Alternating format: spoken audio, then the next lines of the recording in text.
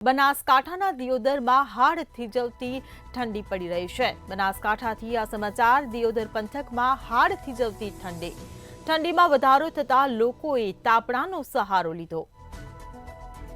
ત્યારે ઘઉં, જીરું, વરિયાળી, રાયડો, એરંડાના પાકોને ફાયદો। તો ઠંડીનું પ્રમાણ વધતા શિયાળુ પાકોને ફાયદો થશે।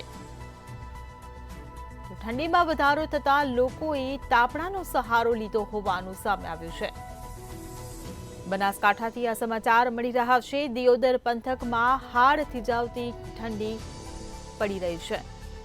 ઠંડીમાં વધારો થતા લોકોએ તાપણાનો સહારો લીધો હોવાનું સામે આવ્યું છે।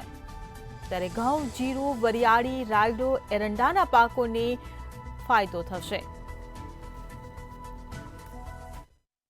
प्रथम ठंडी है एम अमे सवारे वहेला कॉलेज माटे निकळ्या हता तो ठंडी बहु वधी हती त्यारथी अमे ऊंठा फाड़ी अने हाथनी चोपड़ीओ पर जाय तेवी ठंडी हती पण मुश्केली बहु पड़ी रही छे। पण ठंडी सारी छे अने नथी पण सारी तो शरीरने कसरत पण करवी पड़शे अने चामड़ीओ पड़ी जाय तेवी ठंडी छे।